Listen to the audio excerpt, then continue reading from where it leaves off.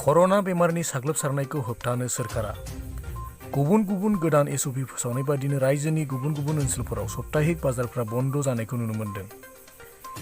थिग बेबादिनो चिरां जिल्लानि भारत भुटान सिमनानि ओनसोलनि सान्तिपुर बाजाराबो दिनै सनिबार दिनाव जायोमोन, नाथाय बन्द जानायखौ नुनो मोन्दों।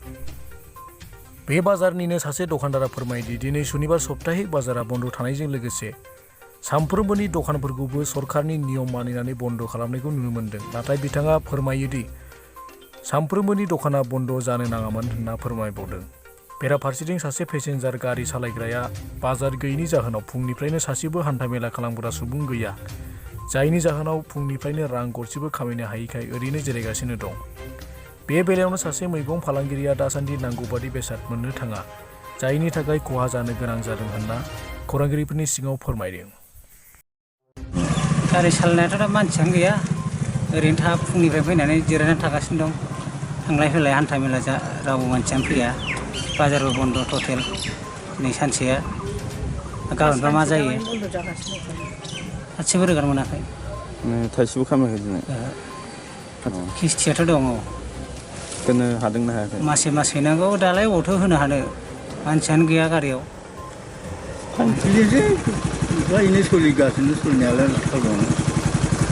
दिनैथ' बाजारमोन फाननो मोनाखै, फाननाय दिनैलाय बन्द होबाय। दालाय नांगौ बायदि माल मोना, जों आलुखौ बस्ता लाखिनांगौ, सामब्रामखौ बस्ता लाखिनांगो, ओमफ्राय लस थाङो जोंहा सामब्रामा लस जायो। गिदिरबाबो लानांगौ, फिसाबाबो लानांगौ जायो, अनेक रेजेक्ट जायोना, लस जायो।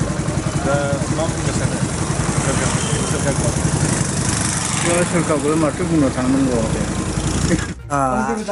আজি শনিবার সাপ্তাহিক বজার তো বন্ধ হয়ে আছে, তথাপি আমার এই যে স্থায়ী দোকানও বন্ধ করে দিয়ে আছে। আমি মানি আছো, সরকার নিয়মটো মানি আছো, চলি আছো। চলি পেলাই আমিও যিকোনো সাপ্তাহিক বজারটো কৰা নাই, আমি স্থায়ী দোকানে বন্ধ করে বহি আছো। যিকোনো সরকার নিয়মটো চলি আছো। বেলেগ বাজারটো বন্ধ আছে না এইটো মই নাজানো, কিন্তু শান্তিপুর সাপ্তাহিক বজার বন্ধ আছে, এই কারণে আমিও বন্ধ কৰি আছো দোকানবিলাক।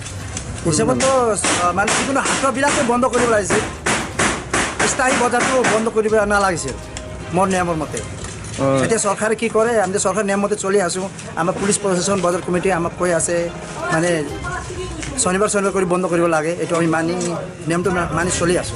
এনে বেলেগ দিনতো খুলি আছে? বেলেগ দিনত খুলি আছো, বেলেগ দিনত 6টাৰ পৰা 1টালৈকে খুলি আছো।